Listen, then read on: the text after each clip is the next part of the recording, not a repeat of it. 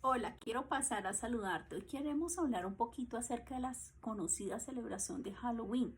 Yo siempre pienso respetuosamente que la prohibición no sirve, lo que sirve realmente es la enseñanza y la enseñanza basada en las sagradas escrituras, donde tomamos la escritura y podemos entender qué nos quiere decir el Señor, cómo el Señor nos quiere llevar a caminos de bendición y de victoria. Pero también hay que tener en cuenta el contexto histórico, cuál es el origen de esta celebración.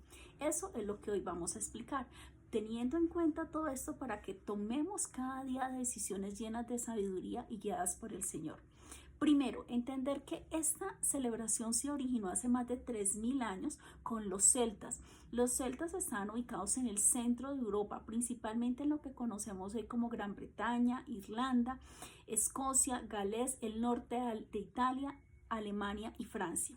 Ellos tenían características muy puntuales. Los celtas eran tribus muy feroces, pero también eran guerreras y se dedicaban también a la agricultura. Estaban ubicados en lo que conocemos con la península ibérica hace más de 3000 años. Y es importante entender que ellos compartían varias características en común, hablaban un lenguaje semejante, compartían sus costumbres religiosas, artísticas y habitaban en chozas principalmente. Ellos pensaban que detrás de cada objeto de la naturaleza se oculta un espíritu invisible que los dirigía a ellos, era su creencia. Ellos realizaban sus altares y los hacían en grutas y especialmente en la zona boscosas. El roble tenía una gran importancia, este árbol, como árbol sagrado. Ellos pensaban que era importante hacer toda una serie de rituales que les permitía tener una serie de beneficios, por ejemplo, el estado del tiempo, aparecer en forma de animal, predecir el futuro, volverse invisible, realizar sacrificios humanos, especialmente para niños. Entonces, vamos a ir entendiendo el origen de esta celebración y de dónde es que inicia esto. El grupo que se encargaba de todos estos oficios religiosos y también tenía un gran poder político pertenecía a la nobleza. Ellos tenían incluso la posibilidad de excomulgar, sacar a alguien de la comunidad, tenían gran poder.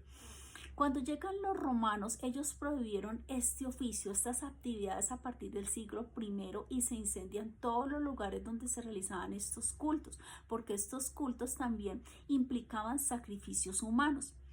Druida, que es una palabra muy común que se usaba para poder explicar, en irlandés significa hechicero y en galés significa vidente. También tenemos que entender que ellos, para saber cuál es el origen del Halloween, tenemos que entender que es Chamaín. Chamaín, ¿qué es? Es la palabra origen de las festividades célticas de la palabra Halloween. Es bien importante entender que en irlandés significa fin de verano y para la cultura celta esta era una de las festividades más importantes de su calendario porque implicaba el fin de la cosecha, el fin de la temporada de la cosecha y el comienzo del año nuevo, que era del 31 de octubre al 1 de noviembre. ¿Qué pasaba para ellos? En su cultura ellos consideraban que esos días del 31 al 1 ocurrió un evento bien especial y bien importante para ellos. Creían que ese día, que era el día de Chamaín, y Chamaín es específicamente lo que conocemos como el espíritu de muerte y de tinieblas. Ellos pensaban que en esta celebración se había una línea que separaba el mundo de los vivos al mundo de los muertos. Y en ese momento había un cruce, es decir, era posible que si había muerto en el último año, él podía regresar a la vida y tratar de quedarse nuevamente ese espíritu entre los vivos. Entonces, los encargados de todas estas celebraciones se llamaban los druidas. Ellos celebraban la noche de Chamaín. Y entonces, ¿qué pasaba? En el último año, los difuntos del último año regresaban y trataban de poseer los cuerpos de los vivos para regresarse. Las almas de los muertos, según ellos, regresaban a la tierra y hacían atrocidades, arruinando las cosechas y ocasionando daños materiales. ¿Qué se hacía para prevenir todo esto? Entonces, primero ellos dejaban sus casas a oscuras y frías y se iban prácticamente casi a las afueras de donde ellos vivían, y ahí encendían grandes hogueras y todos se reunían ahí al aire libre. Todo el pueblo salía y participaba de estas actividades. ¿Para qué dejaban las casas apagadas y frías? Para que cuando pasaran estos espíritus, lo que ellos pensaban, no se las encontraran agradables y no quisieran quedarse en las casas. Es decir, ningún espíritu inmundo entrara a sus casas. Por eso hacían reuniones ruidosas a las afueras, para que ellos pensaran que ni se podían quedar en sus casas ni se podían quedar en el pueblo, porque siempre iba a haber ruido. Entonces, ese era el objetivo de las actividades que ellos hacían. ¿Qué pensaban ellos también? Que estos espíritus buscaban poseer a los vivos. Por eso lo que hacían especialmente ellos es que ellos, para apaciguar estos espíritus, los druidas, que eran las personas encargadas de toda esta ceremonia, le exigían al pueblo que dejaran comida y dulces fuera de sus casas, para que cuando pasaran estos espíritus malos no entraran a sus casas. Esto era lo que se hacía principalmente. Ellos también tenían varias características. Ellos iban recogiendo, mientras el pueblo estaba a las afueras con la fogata haciendo mucho ruido, se pintaban, se maquillaban, se ponían máscaras, hacían una serie de rituales para que se vieran feos y los espíritus no se quisieran quedar, y hacían mucho ruido. Mientras ellos estaban haciendo, los druidas iban a las casas a recoger la ofrenda que habían dejado las familias en sus puertas. Y ellos eran los encargados de hacer esta actividad, el proceso del ritual de recoger los alimentos casa por casa para las ofrendas a su dios, que se llamaba Chamaín. Entonces, ¿qué pasaba si había alguna ofrenda que no era de agrado de los druidas? Ellos tenían la autorización y el poder de que si había en un lugar, en una casa, no les gustó lo que dejaron en dulce, lo que dejaron en ofrenda, en comida, en alimentos, ellos podían escoger al azar cualquier miembro de esa familia, que podía ser desde niños, mujeres o ancianos, para sacrificio humano. Entonces, esto era un tema bien complicado, porque no se sabía quién de tu familia iba a perder la vida esa noche. Entonces, esta no era una celebración como muchos piensan, de celebración de alegría y de familia. Era una celebración de miedo, donde no se sabía si tu ofrenda iba a ser recibida por los druidas, que eran los sacerdotes, o alguien de tu familia esa noche iba a morir. Ellos, ¿qué hacían? Los metían dentro de unos cajones y prendían fuego. Entonces, usted se puede imaginar que esta celebración no es ninguna celebración ni bonita, ni agradable, ni simpática, ni nada.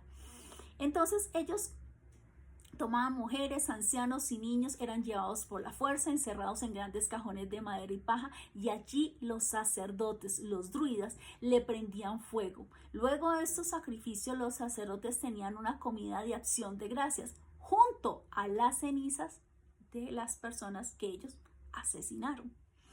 Equivalente a esta celebración conocemos muchísimas. Entonces, cuando logramos entender que ellos hacían esto y hacían la frase y decía, si los sacerdotes no quedan conforme a gusto con los obsequios, ellos decían el tri o truco a la familia. ¿Qué hacía? ¿Qué quiere decir tri o truco? Quiere decir que ellos tenían el derecho de quemar tu terreno, llevarse a algún miembro de tu familia, de matar a tu ganado, o maldiciendo a tu familia, o poniendo enfermedades en tu familia. Eso quiere decir el famoso tri, que permitimos muchas veces que nuestros niños pronuncien inocentemente, nuestros niños. ¿Qué se utiliza principalmente? Esta celebración llegó de Europa, se trasladó, pero se transformó, por así decirlo, y a partir de 1921 se empezó a celebrarse ya en Estados Unidos, especialmente, específicamente en los años 70, en los principios de 80, pero se cambió un poquito la modalidad, porque ya no había el sacrificio humano, pero no podemos ignorar cuál es el objetivo o el inicio o el origen de muerte, de asesinato, de angustia, de que te quiten algo a tu casa, a tu familia, todo esto que trae esta celebración. Esta no es una fiesta infantil. Incluso esta celebración ya se ha esparcido mucho, que entre las propias iglesias se está celebrando, y la celebración va conformada de esqueletos, momias, murciélagos, ataúdes, monstruos, gatos negros, hadas, diablos, y va acompañada de colores muy puntuales, que es el naranja, el negro y el violeta. La violeta asociada a la magia, el azul que tiene que ver mucho con los malos espíritus, y el negro representa la oscuridad de la noche de muerte, y el color naranja representa la celebración de las primeras luces del día. Entonces incluso los colores tienen una simbología. ¿Qué pasa cuando nosotros participamos de esta celebración? Estamos formando parte de algo que nunca tuvo un origen para agradar al Señor ni para exaltar su nombre, que su origen es muerte, es terror, es miedo, es asesinato, es pérdida, es dolor, es tristeza. Es una ceremonia basada en el miedo, de celebración de muerte. Es una celebración que no trae victoria, sino por el contrario, en vez de darnos, nos quita paz, nos quita nuestra posibilidad de estar más cerca del Señor, nos quita nuestro gozo. Y vemos y entendemos lo que dice específicamente las Sagradas Escrituras. Y hay detrás de esta celebración, tal vez usted no lo sepa y muchas personas no lo saben, cuando se va a iniciar el mes de octubre, se empieza semanas antes a hacer una preparación, todo lo que son las tinieblas, de actividades a través de un cronograma, donde se empiezan a hacer toda una serie de actividades para finalmente llegar al celebrado 31. No sé si usted ha visto que los 31 siempre llueve. Incluso el Señor nos quiere proteger de que no salga de su casa, quédese en su casa, comparta con sus hijos, pero no exponga a sus hijos a las tinieblas, ni se exponga usted. Segunda Corintios 4:4 dice: el Dios de este mundo secó la mente de los incrédulos para que no le resplandezca la luz del glorioso evangelio de Cristo, el cual es la imagen de Dios. También nos dice Santiago 4:7: someteos pues a Dios y resistid al diablo, y él huirá de vosotros. También nos dice 2 Corintios 2:11: porque no seamos engañados de Satanás, pues no ignoramos sus maquinaciones. Efesios 6:12: porque no tenemos lucha contra sangre y carne, sino contra principados, contra potestades, contra señores del mundo, gobernadores de estas tinieblas, contra malicias espirituales en los aires. Deuteronomio 18 del 10 al 12: no se ha hallado en ti que haga pasar a su hijo o a su hija por el fuego, ni quien practique adivinación, ni agorrero, ni sortilegio, ni hechicero, ni encantador, ni adivino, ni mago, quien consulte a los muertos, porque es abominación para con Jehová cualquiera que hace estas cosas. Entonces, ¿por qué no celebramos? ¿Por qué? Primero, porque mi Dios es Dios de vida y no de muerte, Juan 14:6. Porque sirvo a un Dios de luz y no a las tinieblas, Juan 8:12. Porque no quiero adornar mi casa de brujas, adornos, fantasmas, zombies, tinieblas, porque hemos sido llamados a ser la luz del mundo, no a ser tinieblas.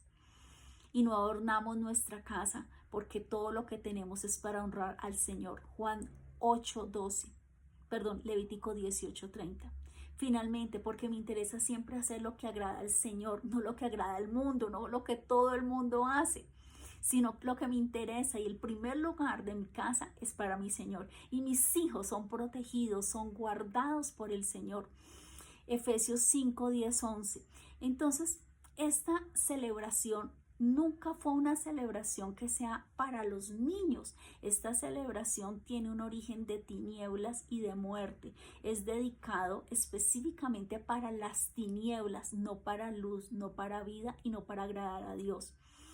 Por eso nuestros hijos pertenecen al Señor, y por eso guardamos y protegemos a nuestros hijos.